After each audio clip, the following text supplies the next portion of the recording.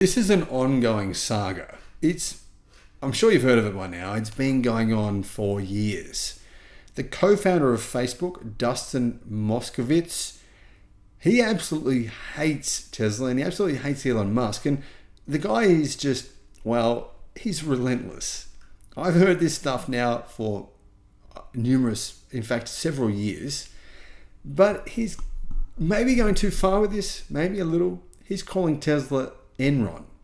And he has elicited a response from Elon Musk, who did ignore him for a couple of years.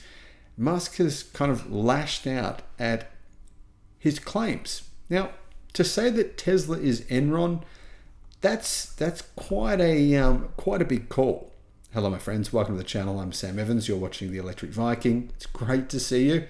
Facebook's co-founder Dustin Moskovitz has accused Tesla of committing consumer fraud on a massive scale. Consumer fraud on a massive scale. Interesting. Moskovitz pointed to graphs presented by Tesla AI that he believes were designed to mislead users and investors.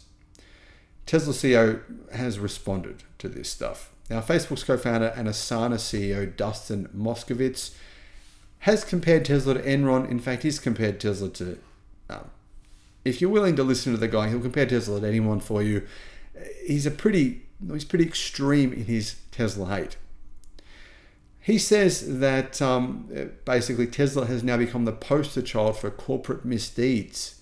And really this has ignited a firestorm of tweets from Elon Musk. Now, even though some of this is old, this has become a news story because Moskovitz is saying that Tesla's recent information that they presented to investors was fraudulent. On the threads online, Moskovitz has accused Tesla's AI of manipulating graphs to show exponential growth in miles driven by its driver assistance technology, and that the automaker's deception was presumably done explicitly to support the robotaxi announcement. Moskovitz further claimed that Tesla has committed consumer fraud on a massive scale. Now, I should point out, he likened Tesla to Enron, I think about a year and a half ago, might have been 2 years ago, and he has made similar comments over the last few years. So he's just basically trying to find evidence wherever he can to support his argument, essentially. Now, I'm not saying he's wrong, even though I think you guys clearly believe I think this is pretty ridiculous. Why do I think this is ridiculous? Well, have a think about it. What did Enron actually do? Did they sell products? Did they actually provide value to people's lives? Did they change the world in the way that Tesla has? There's no doubt Tesla have changed the world in a very positive way. Well, not really. And to give you a quick refresher, the Enron scandal was an accounting scandal involving Enron Corporation, an American energy company based in Houston, Texas. When news of widespread fraud within the company became public in October of 2001, the company declared bankruptcy and its accounting firm, Arthur Andersen, then one of the 5 largest audit and accountancy partnerships in the world, was dissolved. In addition to being the largest bankruptcy reorganization in US history at the time, Enron was cited as the biggest audit failure. The company was formed in 1985 by Kenneth Lay after merging Houston Natural Gas and Internorth. Several years later, when Jeffrey Skilling was hired, Lay developed a staff of executives that, by the use of accounting loopholes, the misuse of mark-to-market accounting, special purpose entities, and poor financial reporting, were able to hide billions of dollars in debt from failed deals and projects. Chief Financial Officer Andrew Fastow and other executives misled Enron's board of directors and audit committee on high-risk accounting practices and pressured Arthur Andersen to ignore the issues. Shareholders subsequently filed a $40 billion lawsuit, and they were eventually compensated by $7.2 billion after the company's stock price, which achieved a high of US $90 per share, plummeted to less than $1 by the end of November 2001. Now, this reminds me of companies like Lucid, Fisker, and Nikola.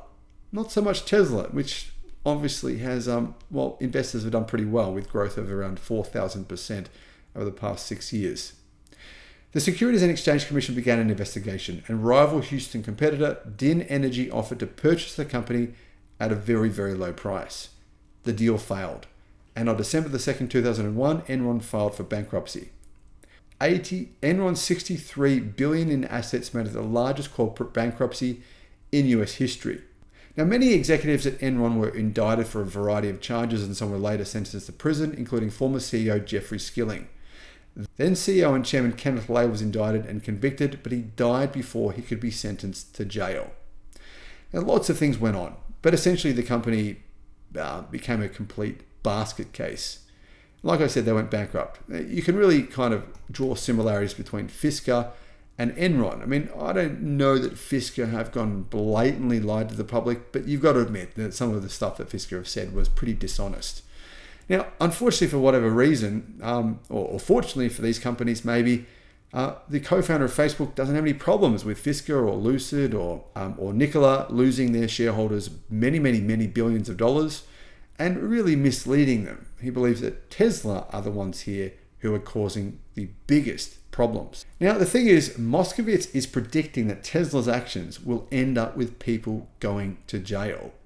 I don't know what crimes Tesla committed or how exactly people are going to go to jail, but he says this. I know I sound crazy to most people who don't follow TSLA closely. So clearly he follows the group of people who short Tesla. But at this point, it really needs to be said. This is Enron now, folks. It may keep going, but people are going to jail at the end. The data is presented in fraudulent ways, and it doesn't say what they claim it says, even when they make it up. Tesla has committed consumer fraud on a massive scale, from lying about full self-driving, range, and recently unconfirmed even inflating odometers. Many times now, also securities fraud. Now, Elon Musk responded to this, and obviously Musk is pretty pissed off, as you can imagine. Now, Musk called him a retard, and he actually said this. I'd like to apologize to Dustin Moskovitz for calling him a retard. That was wrong. What I meant to say is that he is a pompous idiot whose head is so far up his own ass that he is legally blind. I wish him the best and hope that someday we can be friends. Now, Moskovitz has been critical of Tesla for years and of Elon Musk, and to be fair, he has slagged him publicly on numerous occasions. So the fact that Musk hasn't responded till now is probably a bit of a surprise to some people. It took Moskovitz maybe 50 negative comments online over the course of the last 3 years before Musk responded to him. So maybe he was kind of like a child. And child, it says really, a child can say to you really annoying things to try and get you to react. And you just say nothing, and they keep on pushing until finally you react. And they go, yeah, I won. It's sort of like that. Moskovitz probably thinks, I've won now. Elon Musk has responded. But the key point here remains. Moskovitz is saying people at Tesla will go to jail. That's what the company will do. Basically, Tesla is a company that will almost certainly go bankrupt. Its shareholders will lose everything. That's what he's saying. And that Musk and some of the other Tesla staffers will unquestionably be going to jail. He's made these comments a number of times. Do you think this is true? Do you think he has enough evidence to make these claims publicly? Should it be... Elon Musk is a big proponent of free speech. He believes people should be able to say what they want. And he's not saying that Moskovitz should be silenced on this. He's saying, he can say what he wants because he's an idiot. He's a moron. But I've got to say, I personally think Moskovitz is going too far. I think if he has some opinions that are extreme, maybe temper them down a little bit because this stuff's a little bit crazy.